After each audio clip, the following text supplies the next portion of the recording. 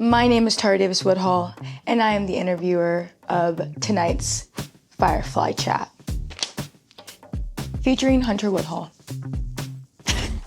Firefly chat, that's kind of nice. Like Thanks. fireside chat.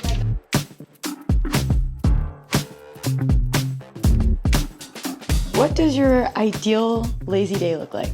My ideal lazy day is waking up late, having a coffee, going to the park or the land, playing with the dogs, and then coming home, cooking or getting food, watching movies, going to bed early.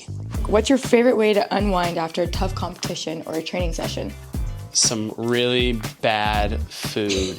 Gotta be probably Cane's, maybe some barbecue, some mac and cheese, something to reward yourself a little bit, maybe a sweet treat. Nice. What's your go-to recovery routine? Go-to recovery routine. We start with nutrition and sleep. Those are the most important things we can do while we're doing other things like Firefly, while we're in hyperbaric chamber, red light, and maybe just chilling, relaxing, letting our bodies recover. That's the best, like I'm doing right now. Yeah, what's Firefly and why do you use it? I use Firefly because it's easy. I can use it while I'm traveling, while I'm relaxing, while I'm warming up in between races.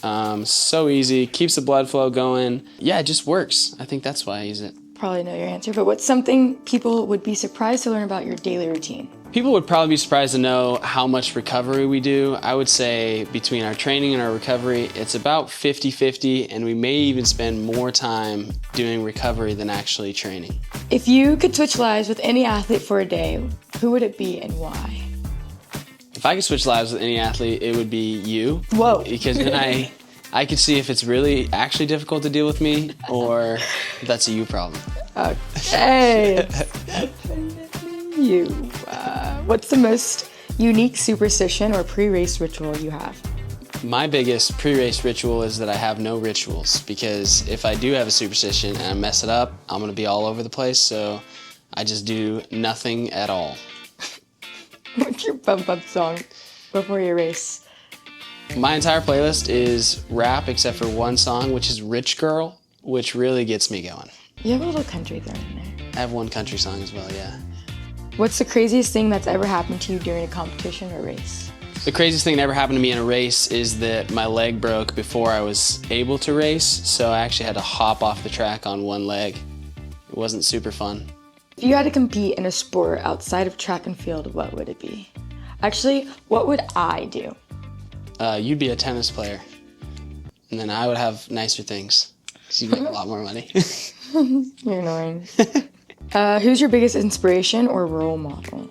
I would say my biggest inspiration and role model is our coach, Coach Travis. I think he just comes to practice with a great excitement for the sport, a great love for the sport. He's always happy, always has a smile on him, and just gets you excited about running track. If you could host a dinner party with any 3 athletes, past or present, who would you invite?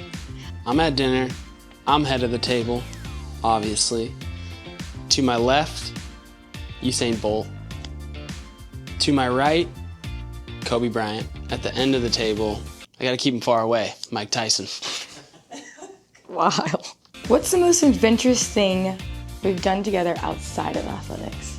Before we got engaged, actually the trip we got engaged, we went to Cabo, and we spent multiple days like just in the downtown city, having fun, going to eat.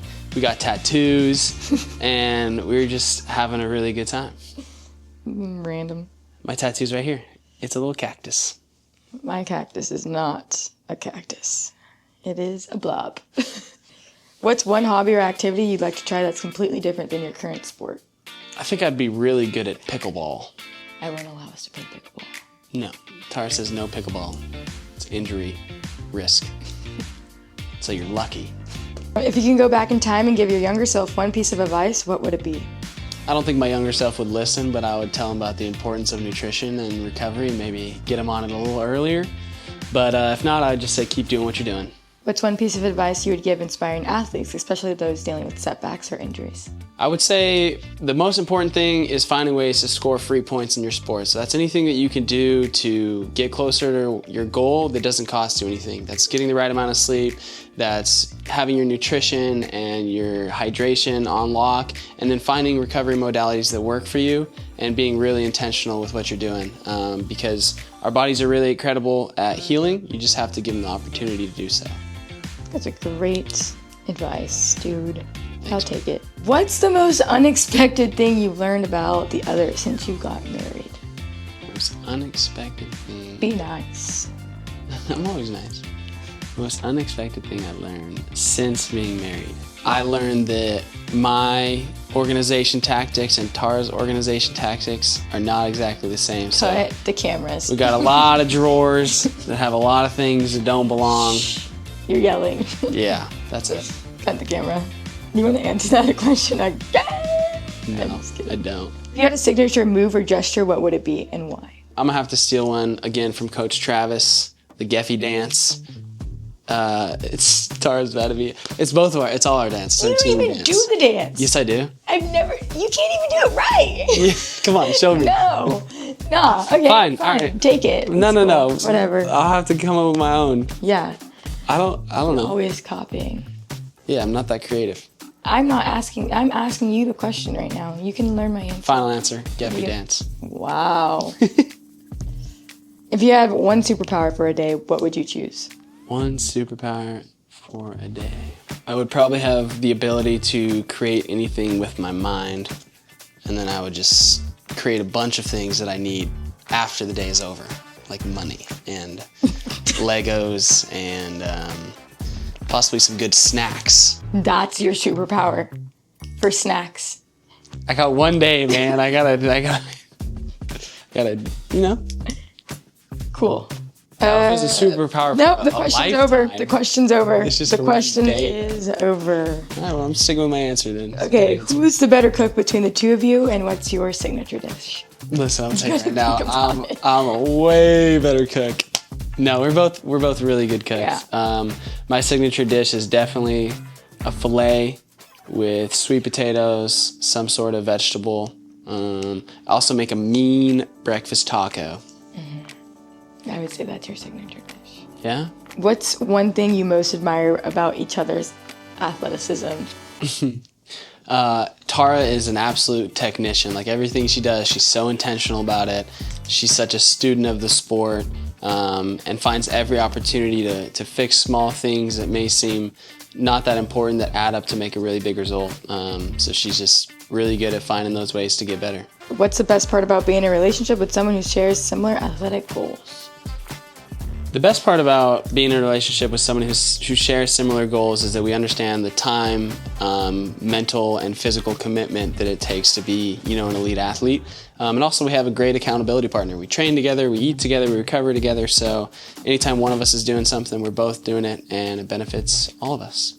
What is the best prank or joke either of you has pulled on the other? I don't know if it's a prank, but one time I frustrated Tara and I went and took a shower, and while I was showering, she took my legs and put them on the highest shelf in our house that I couldn't reach, and she left.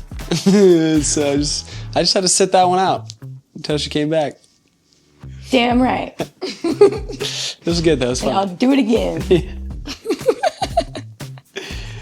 It's a true story. That's a True story. What's the funniest thing that's happened to you while traveling? Oh, yeah, that is funny.